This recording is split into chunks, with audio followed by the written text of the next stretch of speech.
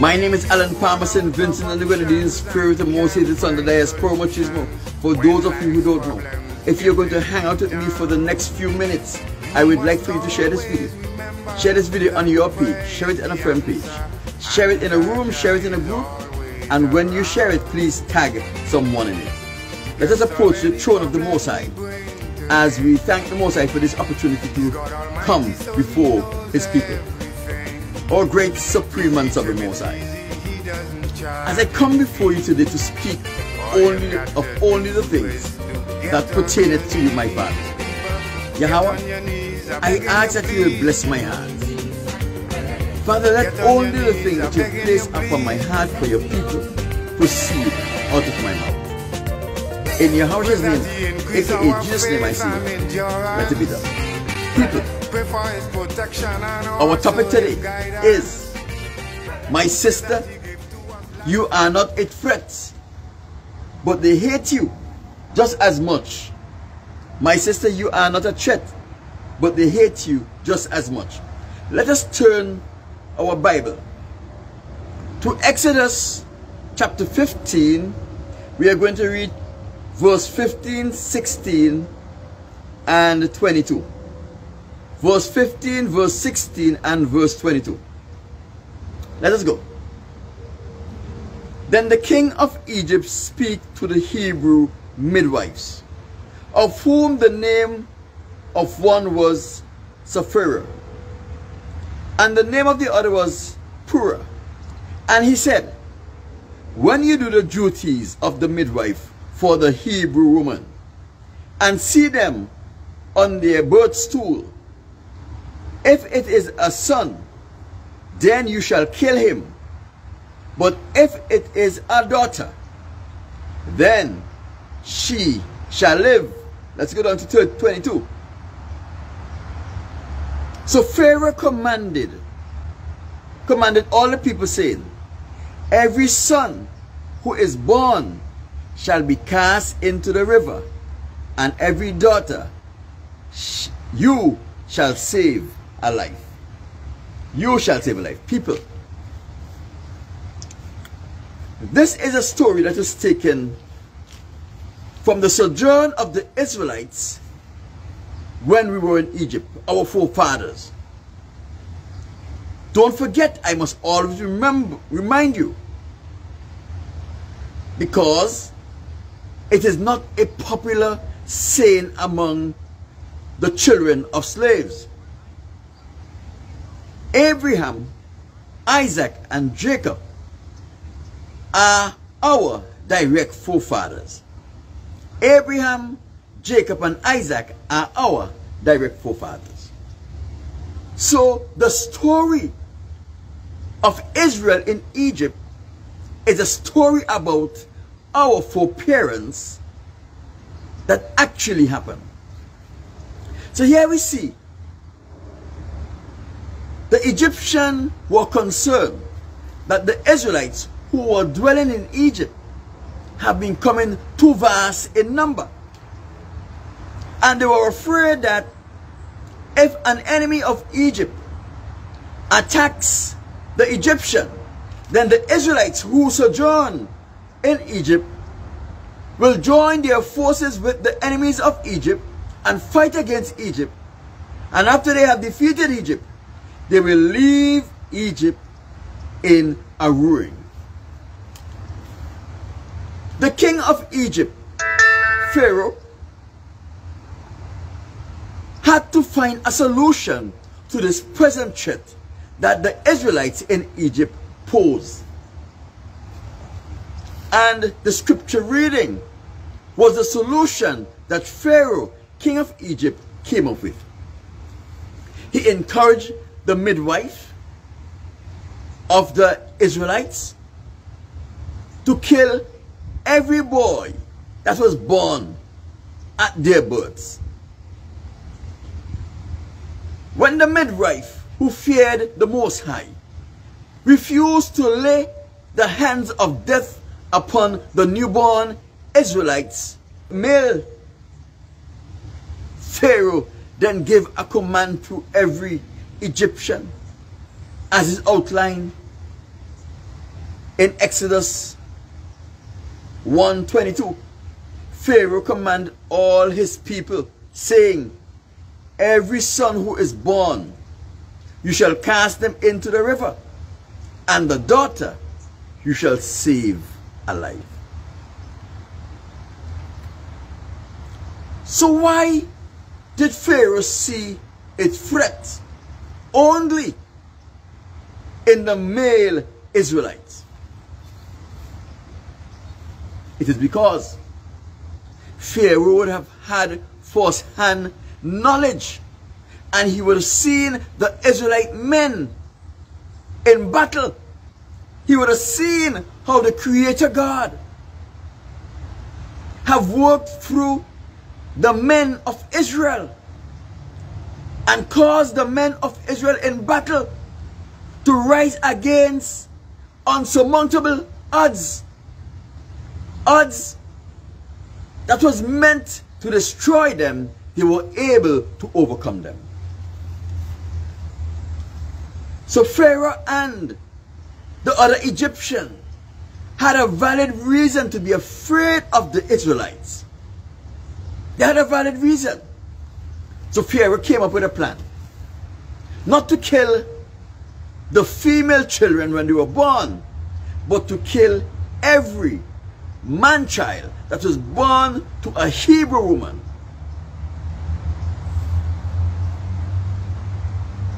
So we see that ever since the beginning of our nation, ever since the beginning of the Israelite community, the men in the Israelite community have been under severe threats. They were oppressed in slavery in Egypt. But the oppression of the males was not enough. Pharaoh had to find a way to ensure that the male population among the Israelites does not replenish itself. Because if there is no male, a people will eventually die. Because the heritage lies in the seed of the man. My people, this is not to discount the value of our women. This is not to discount the value of our women. It is no secret that the black woman is the most beautiful creature on earth. Probably the most beautiful creature the Creator have ever made. All through history, men of all ages, of all race, have wondered upon the beauty of a black woman and was marveled by the tremendous beauty that the black woman possesses. It is no secret that the black woman is the most loving person you can find in the species of people. The most kind. She's the best lover. Very emotional. The most compassionate you can find.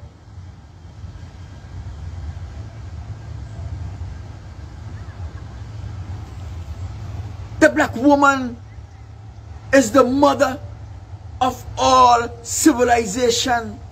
And this was a term that is coined by Thomas Louis Farrakhan, the leader of the Nation of Islam.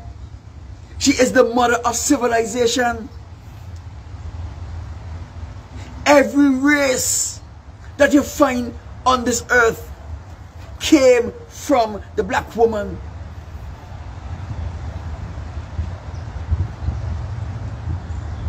She's the most creative woman you can find. She will take any situation and make it into a home. That is how creative the black woman is. She's the most adaptable woman you can find. If you put her in China, she will soon adapt and live just like the Chinese live. You put in the midst of Caucasians, she will adapt and live as the Caucasians live. She is the most adaptable woman you can find, the black woman. But she is no threat to anyone.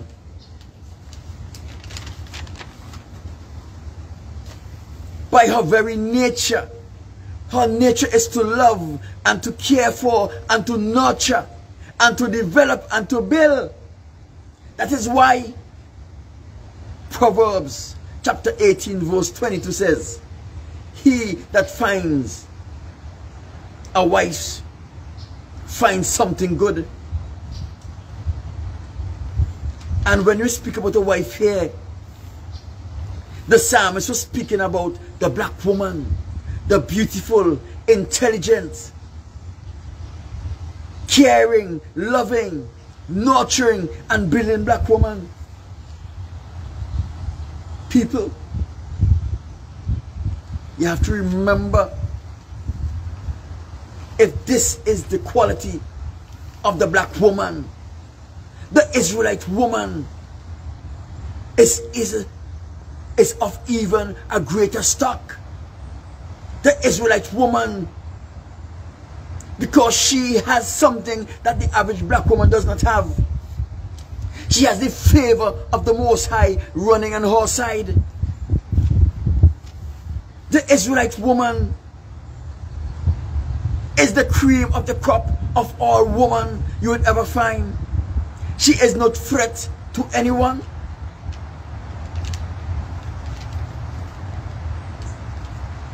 That is why she's given the opportunity to produce in this community. That is why she's given opportunities over her provider. Because it is our enemy's intention to destroy the black man, the Israelite man in particular. We saw in Exodus chapter 1 verse 15 and 16 where the king of Egypt, the Pharaoh at the day, encouraged the Israelite midwife to kill all of the Israelite male upon birth. When they refused because of their fear of the Most High, he encouraged every Egyptian to put their hands, to lift their hands against the Israelite man-child, because they are afraid of the man-child. Because the man-child, the Israelite man-child, is the Most High's ambassador upon this earth. People, there is nothing more dangerous. There is nothing more dangerous than an Israelite man that has an Israelite woman, a good Israelite woman, standing with him. He can do anything. He can do anything. When an Israelite man has a virtuous Israelite woman standing with him, beside him, or pushing him from the behind, he can accomplish anything. People, a lot of men will say, hear me speaking so highly about the Israelite woman, and they're going to say, where can you find such a woman? The only such woman I knew was my mother.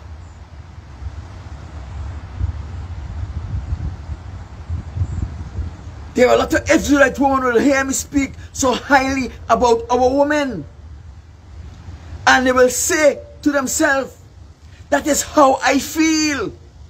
That is what I want to do in my relationships, but I could never get it done.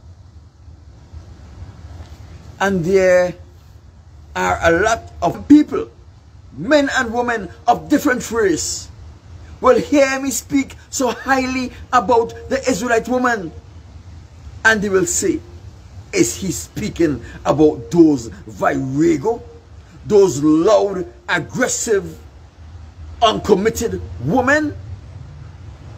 My people, listen to me. Always remember this. This is a bottle.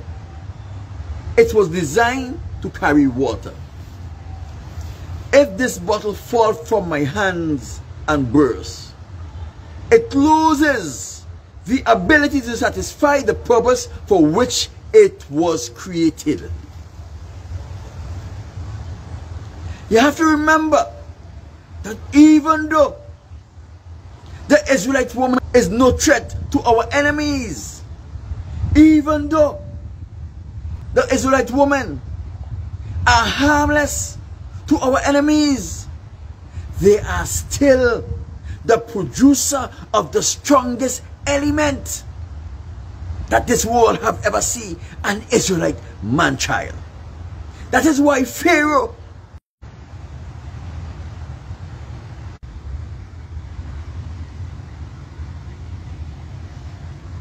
they hate this message. They just interrupt my video. They thought I would have ended, but I would not end it. As I was saying, although the Israelite woman, the black woman, is no threat to our enemies, the Israelite woman is responsible for creating the most powerful entity on this earth. The black male child. The black male child is the most powerful entity on this earth. That is why, even though she is not a physical threat, that which she is able to produce frightens them. As I was saying,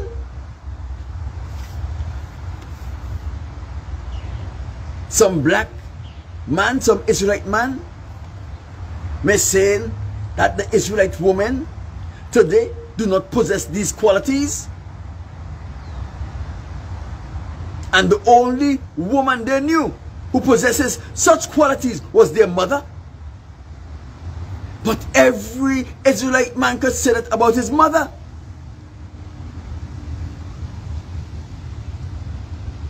The Israelite woman, hear me speaking so highly about the Israelite woman, will realize that this is how she feels deep down in her heart. This is the kind of relationship she wants to foster with her man. But she is unable to do it. And there's a reason for that.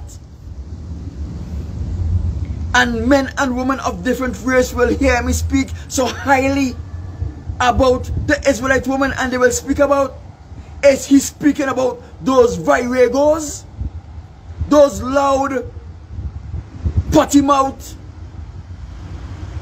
strong-willed women? He cannot be serious. But people, as I said earlier, this is a bottle. It was designed to carry water.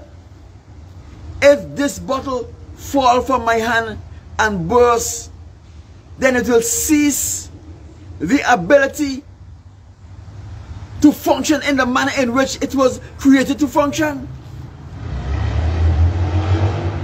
Although our woman, although the Israelite woman is no threat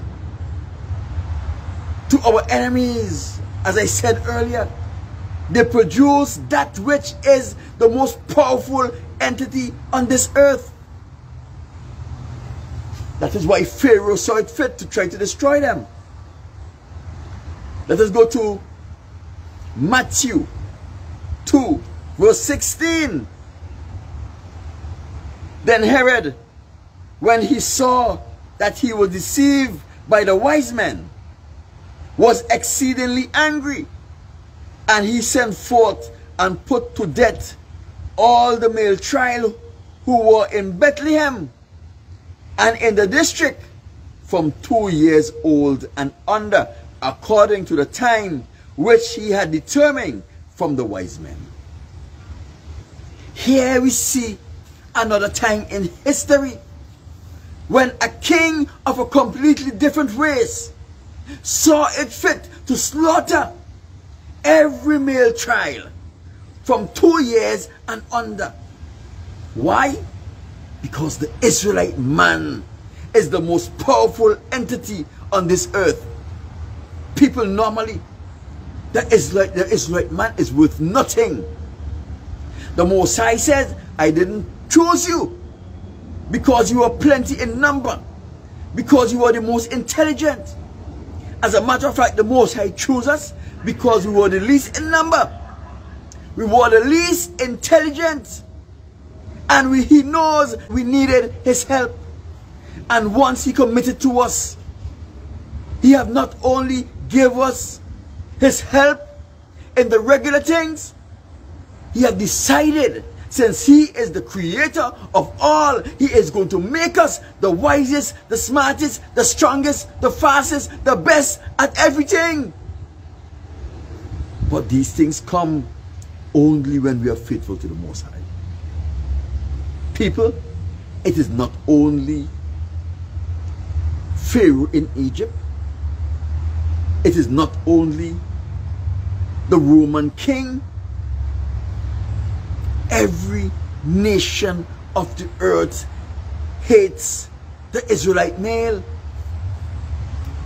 And they hate us because of our relationship with our God and what our God is willing to do for us.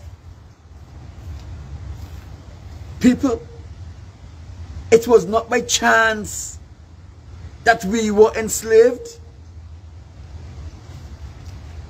The issue of slavery is a mountain of lies. Everything about slavery is a lie.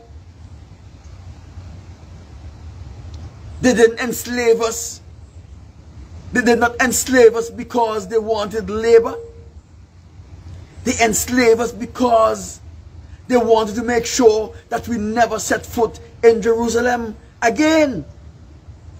Take us away from that which our God has dedicated as a covenant between Him and ourselves, the city of Jerusalem, the land of Israel. People, they didn't enslave us because they wanted cheap labor. They enslave us because they know that our God, the creator of the universe, loves us so much that He have vowed never to abandon us, never to leave us. Do you think our foreparents became disobedient to the Most High because they were disobedient naturally? No, they became disobedient to the Most High because they were enticed. They were enticed into their disobedience because every nation of the world understood who we are. Every nation of the world understood who our Father were. Every nation of the world understood what the God of creation was willing to do for us when we are faithful to the Most High. All of the enemies that surround us were doing everything in their power, from witchcraft to enticement, to get us to be unfaithful to our God, so that our God will abandon us and they will able to get the upper hand on us. People, our foreparents did not go into slavery because they were naturally and inclined to obedience. It's because we were enticed into disobedience from the Most High. We were enticed into being disobedient to our Father because all of our enemies are aware that when we are faithful to the Most High gets personally and intimately involved in our life. People, anytime there is an eruption of faithfulness in the Most High, the Edomites gather their resources to make us afraid. or to get us into a position where we abandon our relationship with the Most High. People, do you think the gang violence that is ricocheting in America and in every black community around the world, do you think that is by chance? That is by design? That is the design of the Edomites, to ensure that we become so preoccupied with everything else but the Most High, even preoccupied with living and surviving, that we abandon our relationship with the Most High, the one who is supposed to be our provider, so we can try to provide for ourselves. People, the Edomites have been doing a lot. All of the gang violence in Chicago is not by chance, it is by design. The gang violence that permeated the streets of Los Angeles and California in the 80s was not by chance, it was by design. People, they realize that they had to destroy the black man. They realized that they had to destroy the black man. And if we stretch out our hands against the black man, like what happened in Egypt, the Most High is going to bang them. They know that. Look at what happened to Herod when he stretched out his hands against the children and ordered their deaths. Look at what happened to him. Look at how he met his demise. People, that is why they allow the black men, they entice us into gangs and drugs so that we can fight against each other. What they were unable to do, they get us to do it for them against ourselves. People, they knew that if they force and kill our children before they were born, the Most High is going to bang them. So what they do, they encourage our women to abort the children they were carrying. They are afraid to lift up their hands against us, especially in this time, now that the curse has been broken. Because the Most High is serious. They are afraid to lift up their hands against the Most High children.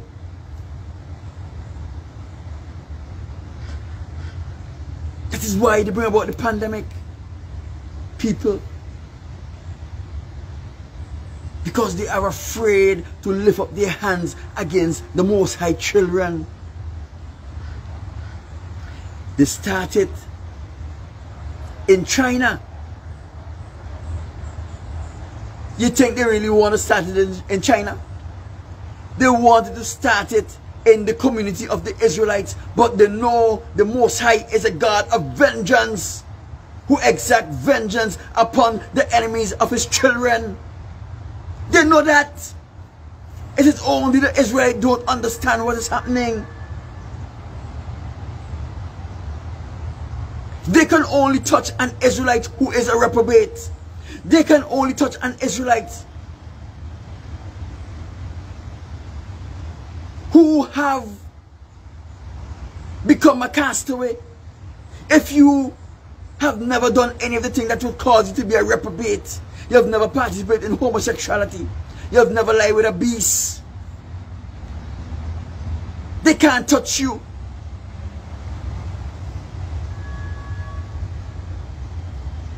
Who you think killed all of our black brothers in the civil rights movement? Black men. Black men.